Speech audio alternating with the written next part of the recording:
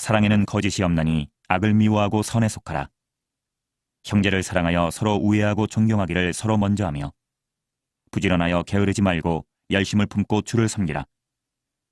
소망 중에 즐거워하며 환난 중에 참으며 기도에 항상 힘쓰며 성도들의 쓸 것을 공급하며 손대접하기를 힘쓰라. 최근에 제가 본 영상 중에서 신기한 것을 봤는데 전에 한번 수요 예배 때 한번 보여드린 영상이기도 해요.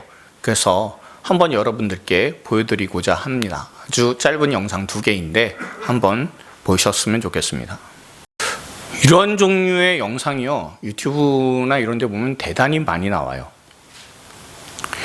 이 영상을 보면서 생각이 드는 거는요, 그동안 제가 교육받아 왔었던 내용이나 아니면 상식이나 이런 것들을 다 뒤집어 엎는 것 같아요. 여러분, 병아리 조금 전에 보셨는데요, 알에서 깬 지 그렇게 오래되지는 않은 병아리일 거예요. 그리고 자기 옆에 강아지도요, 종류가 완전히 다른 거잖아요. 다른 종이에요. 그렇기 때문에 내가 이 강아지를 챙겨야 된다는 그런 생각이 없을 거잖아요. 최소한 제가 배우고 알고 있는 지식선에서는 이런 일이 있으면 안 돼요. 그런데 태어난 지 얼마 안 되는 병아리도 강아지가 졸면서 고개 떨어지는 게 안쓰러웠는지 그 밑에 가서 받치고 있습니다. 여러분, 강아지의 머리 보셨잖아요. 병아리보다 커요. 그런데도 가서 저렇게 떨어지는 고개를 받친다? 참 대단하다는 생각이 들지 않으십니까? 게다가 조금 전에 본 개는요, 물고기가 물에 살아야 된다는 것을 어떻게 알고 있을까요? 물고기는요, 개에게 있어서 먹이예요. 그런데 먹이가 되는 그 물고기를 물고 물에다 갖다가 놔서 살도록 해요. 살리려고 이렇게 물고 갔다라는 것을 볼 수 있는 게 살짝 물었잖아요. 게다가 개와 병아리, 물고기 등 서로 종류가 완전히 다른 상황에서 선행을 베푸는 그런 영상을 보면은 참 놀랍다는 생각이 듭니다. 마음속에 그런 생각 들죠. 사람보다 낫다. 그러면서 드는 생각은요, 하나님께서 세상을 창조하실 때 아주 작은 것 하나에도 하나님의 성품을 거기에 넣으셔서 선하게 창조해 주셨다는 것을 우리가 알 수 있게 됩니다. 그에 비해서 사람이 지은 죄가 얼마나 심각하고 추악한 것인지를 생각해 보게 돼요. 종을 넘어서 저렇게 배려하고 돕는 모습에 비해서 사람은 얼마나 이기적이고 악랄합니까? 사람이 생명을 생명답게 누린다는 것은요, 그냥 하루하루를 살아간다라는 것을 뜻하지 않아요. 하나님께서 창조하실 때 주어주신 그 성품대로 살아가는 것이 바로 생명을 생명답게 누리는 것일 겁니다. 우리가 오늘 말씀 묵상하면서요, 생명을 생명답게 누리는 게 어떤 것인지 한번 살펴보고요. 그리고 삶에 적용을 해서 주 예수님께서 십자가로 우리의 생명을 살려주신 것을, 그 생명을 생명답게 누릴 수 있는 저와 여러분들이 다 되기를 소망합니다. 우리가 오늘 묵상하는 로마서는요, 성경 중에서 정말 중요한 책이에요. 하나님의 말씀인 성경에서 더 중요한 말씀이 있고 덜 중요한 말씀이 있다, 이것은 아니에요. 그런 뜻은 아니고요. 종교 개혁을 한 핵심 인물 중에 마르틴 루터가 이 로마서에 대해서 이렇게 평가한 적이 있어요. 그럴 일은 없겠지만 이 세상의 모든 성경이 다 사라지는 날이 온다고 해도 요한복음과 로마서 딱 2권만 있으면 기독교의 기본 진리를 지킬 수 있다라고, 그렇게 평가할 정도로 기독교를 기독교답게 만들어주는 책 중에 하나가 바로 이 로마서입니다. 게다가 한창 자유주의가 계속해서 번져나가던 그런 시절에 칼바르트라고 하는 신학자가요, 로마서 강해라고 하는 책을 기록했어요. 그 책의 평가가 어떤 거냐 하면요, 성경도 예수도 믿지 않는 자유주의자들의 놀이터에 떨어진 거대한 폭탄이라는 평가를 할 정도로 이 로마서는요, 대단히 중요한 책입니다. 이 로마서에서는요, 세상의 모든 사람들이 죄의 노예이기 때문에 구원에 절대 이를 수 없다라고. 그런데 예수 그리스도로 인해서 의롭다 하심을 받게 되었고 죄의 멍에가 꺾이게 되었으며 구원의 길이 열렸다고. 구원받은 자의 삶은 죄를 넘어서서 자유를 누리는 삶이다 라고 하는 것이 이 로마서에 분명히 나오고 있어요. 그리고 이 로마서는요, 크게 두 부분으로 나눠요. 그래서 1장부터 11장까지의 내용은요, 크리스천들이 어떻게 구원을 받았느냐라는 내용들이 나오면 12장부터 16장까지는요, 구원받은 크리스천들이 어떻게 살아갈 것이냐에 대한 내용이 나와요. 그리고 오늘 본문이 12장이잖아요. 그러니까 우리가 구원받은 성도로서 어떻게 살아가야 하느냐에 대한 내용이 오늘 본문에 우리가 알 수 있는 그런 중요한 내용입니다. 구체적으로 우리에게 알려주고 있어요. 오늘 본문 여러분들 읽어보셨습니다. 그런데 읽어보시면 한마디로 줄일 수 있어요. 그게 뭐냐면 바로 성도는 더불어 살아야 한다라는 거예요. 우리가 잘 아는 고린도전서 13장에 이 말씀 잘 알아요. 고린도전서 13장 하면은요, 사랑장 생각하시면 돼요. 그 사랑에 대한 말씀의 마무리가 어떻게 되는지 우리가 13장 13절의 말씀을 한번 읽어보도록 하겠습니다. 읽겠습니다. 그런즉 믿음, 소망, 사랑 이 세 가지는 항상 있을 것인데 그 중에 제일은 사랑이라. 아멘. 우리는 이게 되게 당연한 상식처럼 받아들여요. 그렇죠? 근데 잘 한번 생각해 보십시오. 믿음이 제일 중요한 거 아닌가요? 믿음이 있어야만 예수님을 믿고 천국에 갈 수 있잖아요. 구원받잖아요. 그런데 왜 사랑이 제일입니까? 예수님에 대한 믿음이 없는 사람이 있는데 사랑이 많은 사람은 우리 주변에서 찾아볼 수 있어요. 그렇다면 사랑이 제일이니까 예수님 안 믿어도 천국 갈 수 있다는 말인가요? 그렇진 않잖아요. 그런데 왜 사랑이 제일입니까? 우리가 이 이유를요, 고린도전서 13장 13절에 앞부분을 읽어보면서 좀 생각해 볼 수 있길 바랍니다.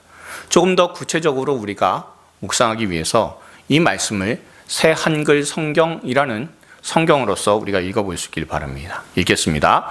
우리가 아직은 거울을 통해서 흐릿하게 보고 있지만 그때에는 얼굴과 얼굴을 마주하여 보게 될 것입니다. 아직은 내가 부분적으로 알고 있지만 그때에는 온전히 알게 될 것입니다. 하나님이 나를 온전히 알고 계신 것처럼 말입니다. 그런데 이제는 믿음, 소망, 사랑 이 세 가지가 남아 있습니다. 이 가운데 으뜸은 사랑입니다. 아멘. 이 앞에 나온 내용이 뭐냐 하면요, 예언도 방언도 전체를 다 알려주지 못하고 부분적이기 때문에 나중에는 다 사라지게 된다는 거예요. 하지만 사랑은 온전하고 구체적이어서 분명히 남는다라는 말씀이 앞에 나오고 나서 이 말씀이에요. 이 말씀을 바탕으로 하면요, 믿음과 소망은 흐릿하지만 사랑이라는 것은요, 얼굴을 마주하듯이 뚜렷하다라는 겁니다. 직접 마주하듯이요. 어떤 사람이 믿음이 좋은지, 또한 천국에 대한 소망이 건전한 것인지 사실 알 수 있는 길이 별로 없어요. 예배 시간 때 잘 출석하고 교회 안에 다양한 일들에 대해서 열심히 한다고 해서, 교회 봉사 열심히 한다고 해서 믿음이 좋다, 장래에 구원을 받을 만한 소망을 가졌다라고 평가한다는 것은 사실상 무리예요. 구원받을 믿음과 천국에 대한 소망에 대해 분명히 아시는 분은 하나님 한 분밖에 없어요. 우리가 믿음이 좋다고 천국 소망을 가졌다고 이야기하는 것은 아주 낡아서 흐릿하게 보이는 거울 있잖아요. 그거 보는 거하고 비슷한 게 믿음과 소망을 가졌다라고 하는 것과 같다는 거예요. 그런데 사랑은 이야기가 다릅니다. 여러분, 믿음하고 소망은요, 개인적인 것이잖아요. 잘 생각해 보십시오. 우리가 가진 믿음이라는 것은 개인적입니다. 우리가 가진 천국에 대한 소망도 개인적인 거예요. 속에 있어서 제대로 드러나지 못합니다. 혹은 믿음이 좋은 척, 천국 소망이 확고한 척 속일 수는 있는 거예요. 그렇잖아요. 이단들이나 아니면 뭔가 유익을 위해서 하는 사람들이요, 자기 믿음 좋은 척 하는 경우가 얼마나 많이 있습니까? 그런데 사랑은 어떻습니까? 사랑은 믿음하고 소망하고는 좀 달라요. 아니, 많이 달라요. 개인적이지 않아요. 사랑은 혼자 할 수가 없습니다. 누군가 상대방이 있어야 되는 게 사랑이잖아요. 그리고 상대방을 향해서 표현할 수 있는 게 사랑이에요. 그러니 사랑은 구체적으로 겉으로 드러나는 게 바로 사랑입니다. 속 안에 있는 것을 끄집어내야 되니까. 그러니 쉽지 않은 게 사랑입니다. 게다가 사랑하기 위해서는요, 내 안에 있는 믿음하고요, 그리고 천국에 대한 소망, 이것이 다 튀어나와야 돼요. 그래서 사랑이 겉으로 표현되기 때문에 사랑이 제일입니다. 신앙도 마찬가지예요.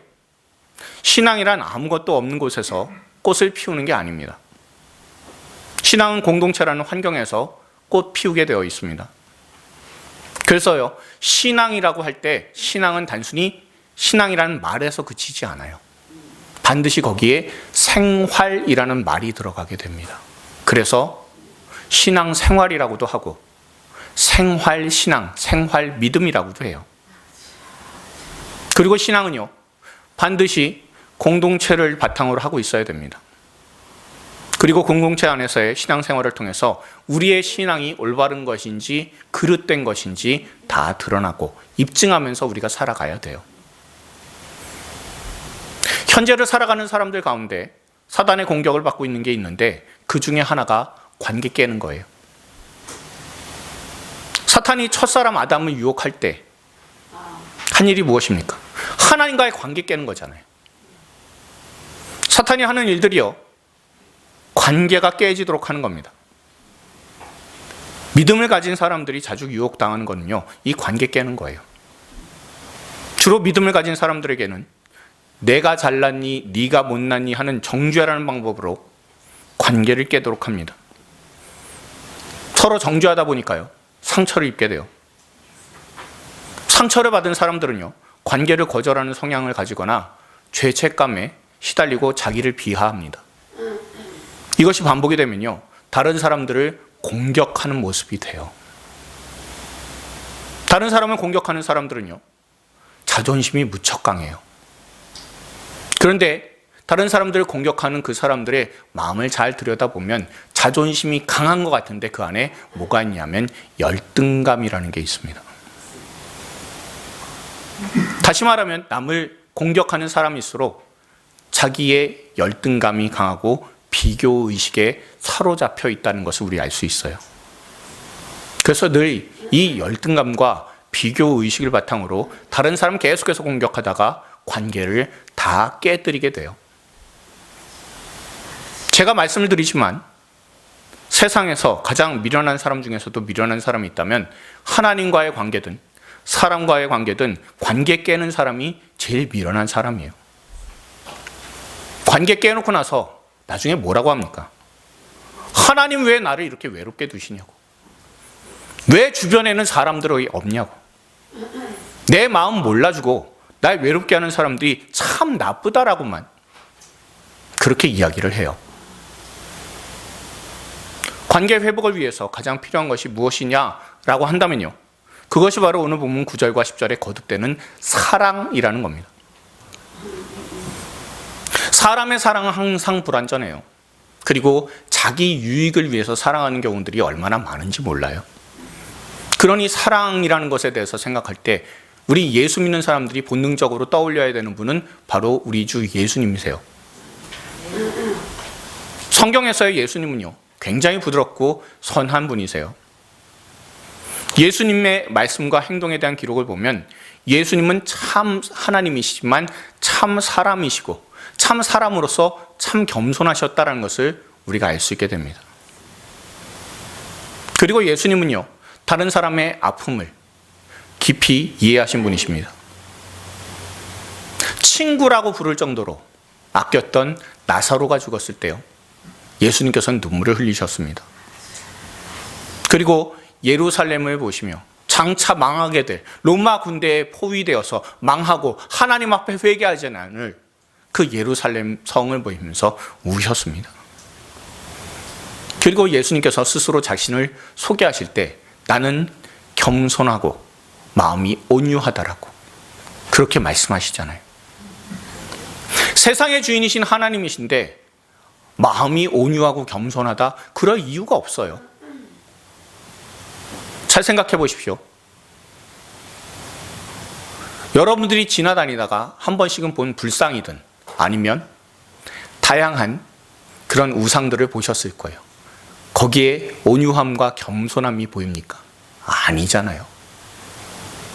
밑에서 경배하고 엎드린 사람들 보면서 눈 깔고 있잖아요. 그런데 예수님께서는 겸손하고 온유하시다 말씀하셨습니다. 그런데 복음서를 읽다 보면요, 정말 예수님께서 겸손하고 온유하실까에 대해서 의문이 생길 때가 있어요. 그게 언제입니까? 예수님께서 분노하시고 욕하실 때잖아요. 어떤 경우에 그러셨습니까? 바리새인하고요, 그리고 서기관들, 곧 율법주의자들을 만나셨을 때입니다. 그렇게 겸손하시고 온유하신 분이요, 이 율법주의자들을 향해서 회칠한 무덤이라고, 독사의 새끼들이라고 말씀하셨습니다. 왜 그렇습니까? 율법주의자들이 가진 독소 때문에 그래요. 바리새인들, 당시 종교 지도자들은요, 맞는 말만 골라서 했어요. 그런데 그 속에 없는 게 있습니다. 사랑 없는 맞는 말이요. 사랑을 모르고 차디찬 껍데기만 가진 존재들이 바로 바리새인이고 서기관들이고 당시의 종교 지도자들이었습니다. 그 율법주의자들을 향해서 예수님께서는 거친 말들을 통해 분노를 쏟아내셨습니다.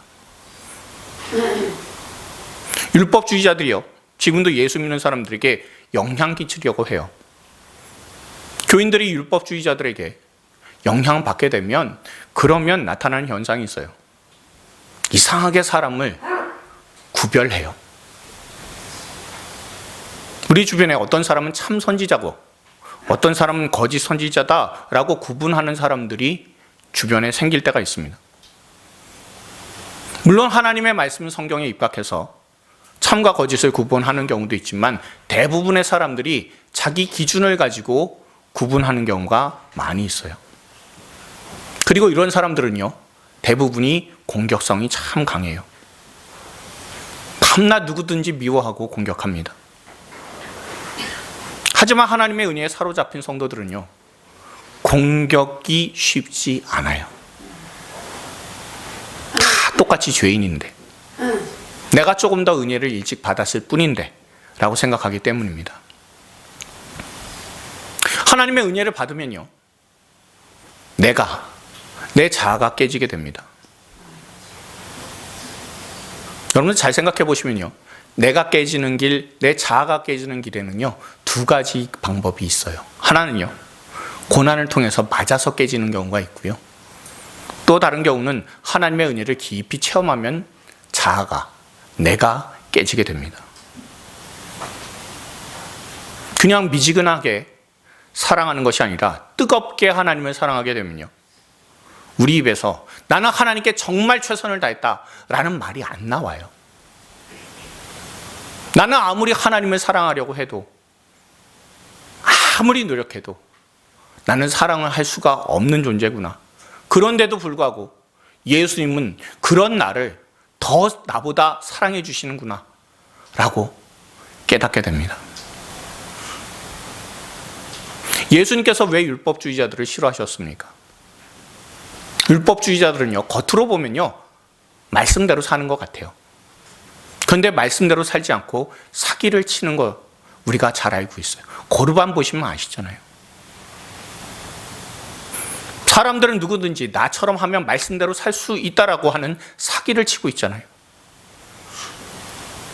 말씀이 아닌 자기 마음에 맞는 대로 말씀이라는 것을 기준으로 해서 그걸 테두리 삼아서 그 안에서 자기 멋대로 하려고 하지 않습니까?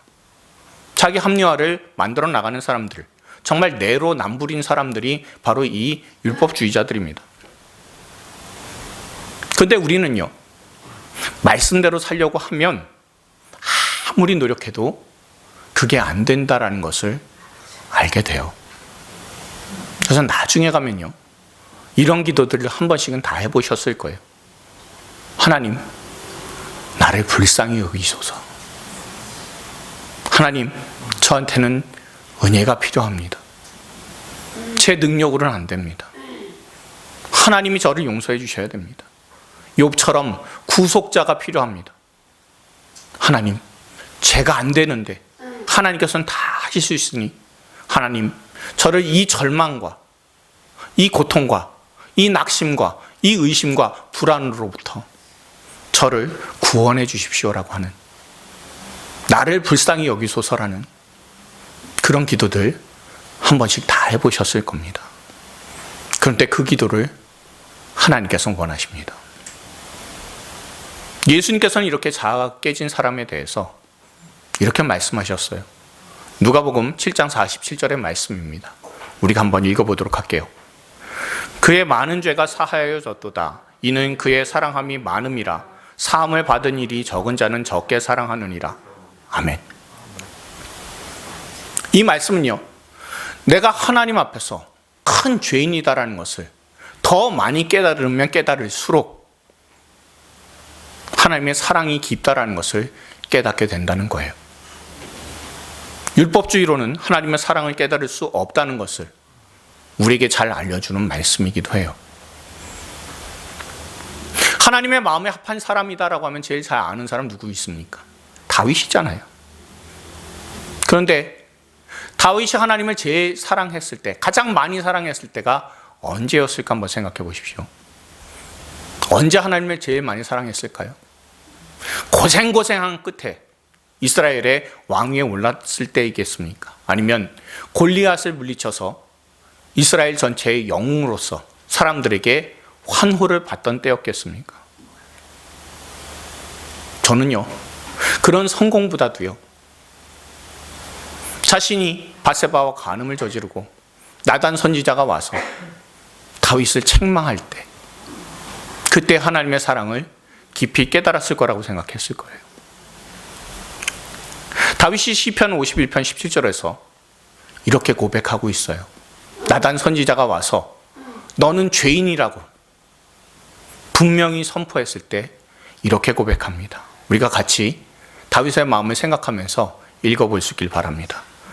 하나님께서 구하시는 제사는 상한 심령이라. 하나님이여, 상하고 통회하는 마음을 주께서 멸시하지 아니하시리이다. 아멘. 무슨 뜻입니까? 하나님, 저를 불쌍히 여기소서. 이런 마음을 하나님께서 물리치지 않으신다고, 멸시하지 않으신다고 하는 이 말씀을 우리가 볼 수가 있어요. 그 마음이 죄로 인해서 상해버리고 오염된 마음이라고 할지라도 하나님 앞에 회개하고 자복하면 절대로 하나님께서 물리치지 않으신다라는 그런 은혜를 붙잡은 사람이 다윗입니다. 그럼 다윗 한번 생각해 보세요. 만약에 하나님께서 다윗을 정말 미워하셨다면 나단 선지자 안 보내시고 그냥 죽여버리시면 돼요. 그렇지 않습니까? 그런데 나단 선지자가 찾아와서 다윗에게 당신 죄인이라고 하는 이유가 무엇입니까? 다시 돌아올 수 있는, 회개할 수 있는 기회를 주시기 위해서 하나님께서 나단 선지자 보내주신 거잖아요. 그것을 깨달았기 때문에 하나님께서 구하는 것은 상한 심령이라고, 죄로 오염된 심령이라고, 너무나 마음이 상처가 있는, 그래서 하나님 찾지도 않을 것 같은 그런 상처가 마음속에 깊이 있다 할지라도 하나님께서는 그런 영혼에게 찾아오셔서 다시 돌이킬 수 있는 기회를 허락해 주신다고, 이 사실을 다윗이 누구보다도 너무나 잘 알았기에 이렇게 이 말씀 시편 51편 17절 말씀처럼 고백하고 있음을 우리가 알 수 있어요. 다윗이 그 은혜를 붙들었기 때문에 하나님께서 간음으로 잉태된 아이를 죽이시고 또한 압살롬에게서 쫓김을 당하는 상황에서도 다윗은 하나님을 떠나지 않았습니다. 율법이라는 관점에서 보면요, 다윗은 망했어야 돼요. 그런데 망하지 않고 은혜로 모든 징계를 인내하고 마침내 하나님의 사람으로서 회복이 되었습니다. 하나님의 사람은요, 이런 놀라운 은혜를 받은 사람입니다. 죄로 인해 망했으면 벌써 망했을 사람들이 저와 여러분은 아닙니까? 그래서 제가 여러분들한테 말씀드릴 때 제가 예전에 저질렀었던 과거를 여러분들에게 자세히라도 조금이라도 말씀드리면 여러분들 다 교회 떠나신다고 말씀드렸잖아요. 그럼에도 불구하고 하나님께서 이렇게 선하게 사용해 주신다는 게 너무나 저는 감사할 따름입니다. 주님께서 이렇게 귀한 사랑을 예수님의 십자가 보혈을 통해서 우리에게 베풀어 주셨습니다. 그러니 저와 여러분들 모두가 하나님과의 관계, 하나님을 더욱더 사랑할 수 있는 저와 여러분들이 다 되기를 바랍니다. 율법주의의 잣대가 우리의 기준이 아니라 예수 그리스도의 십자가의 사랑이 저와 여러분의 기준이 될 수 있기를 바랍니다. 그래서 주 예수님의 은혜로 충만케 되고 또한 하나님과의 온전한 관계를 누리며 그 관계 속에서 다른 사람들과 함께 누릴 때 그 사람들 깨어진 하나님과의 관계를 다시 이어줄 수 있는 하나님의 사람들이 다 되기를 주님의 이름으로 축원드립니다. 또한 로마서 10장부터 13장까지 나오는 성도의 생활 지침이 바로 하나님의 참된 사랑임을 알게 될 때 비로소 실천이라는 게 가능하다는 것을 우리가 알게 돼요. 이것을 먼저 기억해야 됩니다. 그 중에 첫 번째로 살펴볼 하나님의 지침이 무엇이냐면요, 오늘 본문 여러분들 잘 보시면 거기에 제일 나오는 것이 10절에 나오는 것처럼 서로라는 말씀이 있고요. 그리고 사랑하는데, 존경하는데 먼저 하라는 겁니다. 여기서 먼저는요, 순서가 아니라 헬라어로 프로에게오마니라는 그런 단어를 써요. 인도자가 되어서 먼저 앞서 가라라는 뜻입니다. 그러니까 은혜와 사랑을 먼저 깨달았으니까 먼저 앞서서 가버리는 게 아니라 인도자가 되어서 다른 사람들을 같이 함께 끌고 가라라는 뜻이 바로 이 먼저라는 단어의 뜻입니다. 사람 누구나 다 이기적입니다. 그래서 그 본능인 이기심을 넘어서라라는 뜻이기도 해요. 성도는 자기라는 울타리, 한계를 넘어서 형제를 사랑하는 존재다라는 것을 우리가 알 수가 있게 됩니다. 사람이 범죄로 말미암아서요, 인간성이 파괴가 됐어요. 하나님과의 관계를 내 만족을 위해서 깨뜨리게 되었습니다. 그러니 사람 속에요, 하나님이 있어야 될 공간에 자기 이기심으로 채우게 됐습니다. 이기심이 가득한 사람들, 그런 사람들은요, 마음이 좁아요. 인간은 자기만을 위하는 마음, 이기심이 자기를 살릴 수 있다라고 생각을 하지만 오히려 그것 때문에 죽어가고 있습니다. 타인에 대한 사랑을 막기 위해서 사방에 벽을 다 세워요. 그리고 벽 세우고 나서 자기는 혼자 고립이 되잖아요. 그리고 그 안에서 외롭게 살아갑니다. 그런 상황 가운데 자기 마음이 넓어지는 것처럼 착각하게 만드는 게 또 하나 있어요. 이기심인데 종류가 조금 다른 이기심이라고 생각하시면 돼요. 그게 바로 가족 이기심입니다. 이기적인 사람도요, 자기 자식은 사랑해요. 끔찍한 범죄를 저지른 사람도 자기 가족은 사랑합니다. 그런데 그것이 진짜 사랑입니까? 사람의 사랑은요, 자기하고 자기 가족에 딱 머물러 있는 경우가 얼마나 많은지 모릅니다. 그래서 이기심에 갇혀있는 사랑이에요.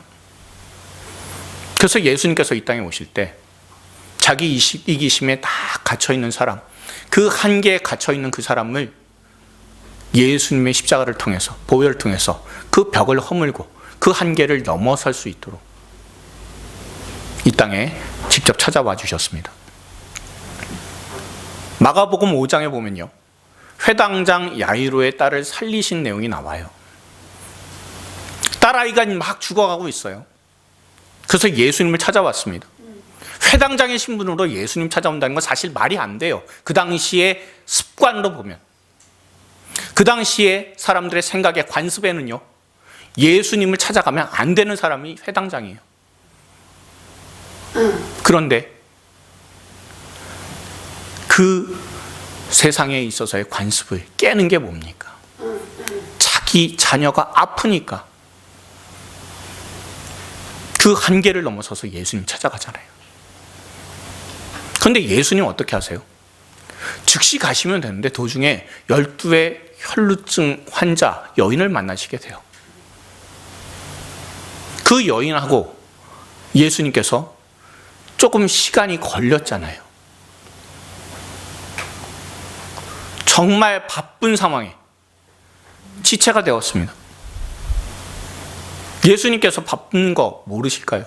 아니, 예수님의 능력을 한번 생각해 보십시오. 그 자리에서 낫게 해달라고만 하시면, 그렇게 원하면 누구든 그 자리에서 낫게 해주시잖아요. 거리가 있어도요. 그런데 예수님께서는 굳이 야이로의 집에 찾아가시고요. 그리고 그 사이에 12회 혈루증에 걸린 여인을 치료하시면서 시간이 지체가 돼요. 왜 그렇게 하셨을까요? 예수님께서는요, 육신의 고통 이상으로 정신적인 고통을 겪어왔었던 이 여인, 그 마음부터 풀어주고, 그리고 그 마음과 생각이 정상적으로 회복되도록 하셨을 거고요. 그리고 주변에 있는 사람들에게 이제 이 여인을 죄인으로서, 불결한 여인으로서만 생각하지 말고 받아들여 주라고 하는 그런 예수님의 뜻이 있었을 겁니다.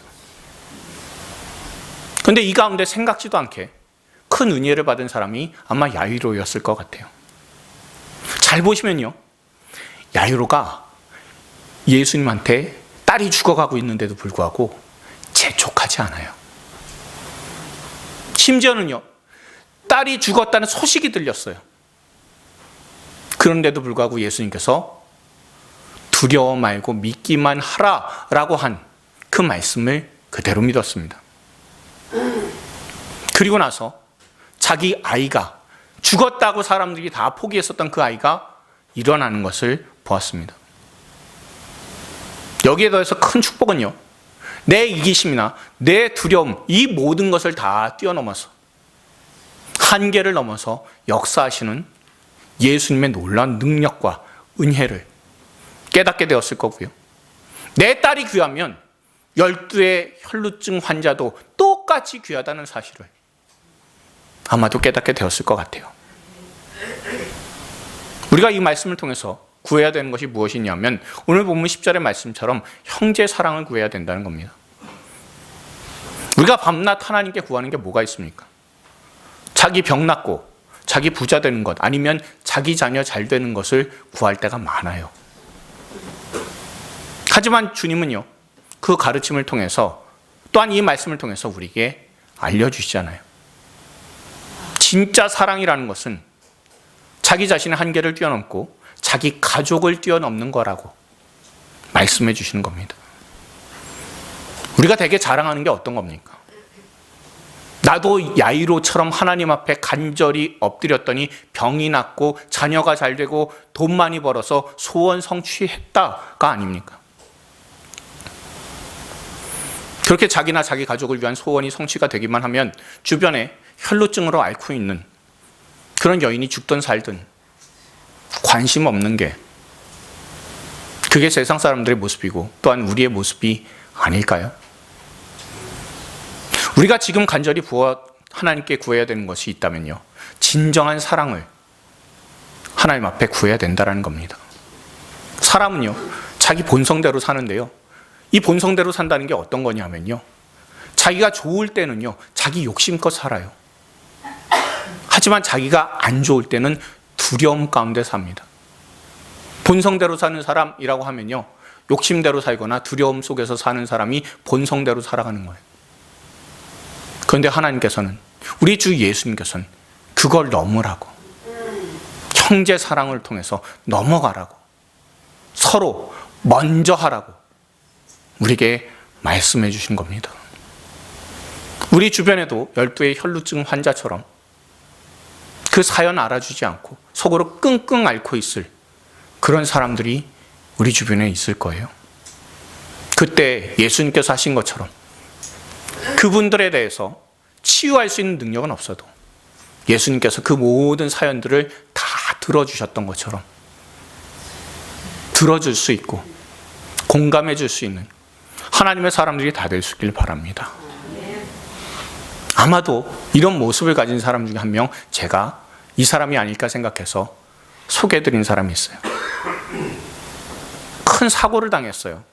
그런데 지금 하나님의 은혜 가운데 살고 있는 이지선 교수라는 분이 있습니다. 왼쪽은요, 사고당하기 전입니다. 그런데 오른쪽은 사고당한 이후예요. 20대 초반에 자동차 사고가 났는데 불이 났어요. 거기서 온 몸 가운데 55%가 저런 화상을 입었습니다.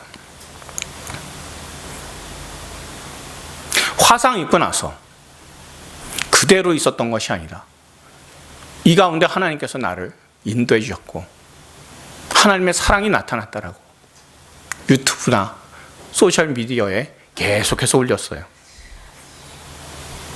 누구든지 가리고 싶은 저 일그러진 얼굴의 모습을 담대하게 드러냈습니다. 그리고 화상으로 뒤틀어진 그 손가락으로 일일이 손으로 쳐서 자신의 사연을 알렸어요. 이걸 볼 사람들이요, 다시 한번 용기를 얻게 되고 힘을 얻게 돼요. 그리고 이것을 통해서 많은 사람들이 용기를 얻어서 이 세상 다시 한번 살아가겠노라고 그렇게 고백하는 사람들이 많아졌습니다. 저는요, 이런 모습이 바로 형제 사랑이라고 생각합니다. 25살의 나이 때 당한 이 끔찍한 사고로 인해서 내가 이제 살아서 무엇하냐고 좌절하고 그 방문을 걸어 잠그고 있었다면 자신에게도 또한 주변 사람에게도 아무런 유익을 끼치지 않는 그런 사람이었을 겁니다. 그러다가 원망으로 인생을 마친다면 가장 불행한 인생이 돼요. 그러나 자기 자신에게 당한 그런 문제가 있다면 그것을 감추지 않고 서로 나누게 되고 그 가운데 그 문제 가운데서도 살아갈 힘을 허락해 주시고 살아갈 용기를 허락해 주시고 새 계획을 알려주셔서 그 가운데 하나님께서 반드시 계획이 있으시다고, 이런 불행 가운데서도 하나님 반드시 역사하신다고 하는 그 사실을 세상에 선포하게 되므로 형제 사랑의 모습을 드러내는 사람이 바로 이 이지선 교수라고 저는 생각합니다. 자신의 문제를 서로 나누고 또한 그 가운데 주님을 찬양하게 되면 그 인생 정말 가치 있는 인생으로 하나님께서 만들어주시는 경우가 얼마나 많은지 몰라요. 그러나 그대로 상처받은 그대로 웅크리고 있다면 그러면 이것을 통해서 고난을 끊임없이 받다가 자신의 인생을 마감하는 안타까운 인생이 될 수 있어요. 저와 여러분들에게 닥친 여러 가지 어려운 일들이 있습니다. 힘든 일들이 있을 때가 있어요. 하나님 왜 이렇게 하시나 싶을 때가 있습니다.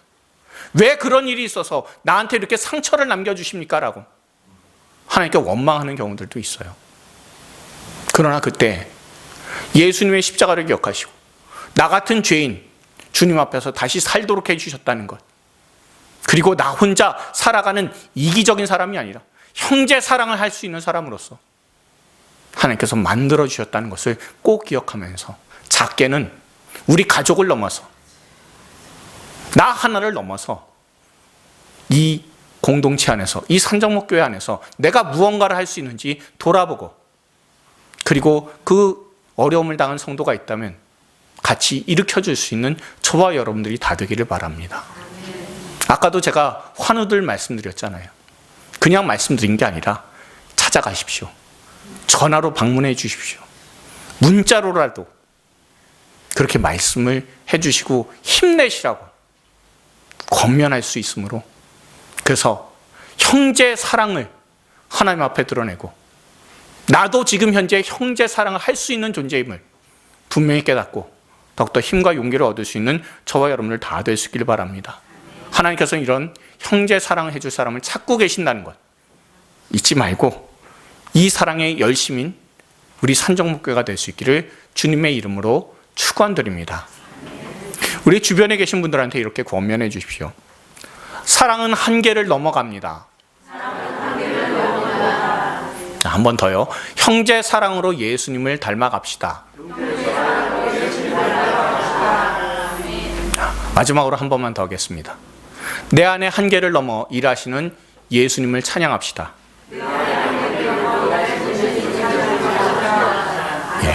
꼭 여러분들 기억하시고 한계를 넘는 것, 형제 사랑을 통해서 그 한계를 넘으실 수 있는 저와 여러분들, 그리고 이 사랑, 형제 사랑은 서로가 하되 먼저 해야 된다는 것. 남이 먼저 하기를 바라는 것이 아니라 내가 먼저 할 수 있는 하나님의 사람들이 다 되어서 항상 여러분들의 한계를 넘어설 수 있는 하나님의 거룩한 백성들이 다 되기를, 내 이기심과 내 가족 이기심들을 다 넘어서 주님의 사랑을 풍성하게 세상에 전할 수 있는 저와 여러분들이 다 되기를 주님의 이름으로 축원드립니다.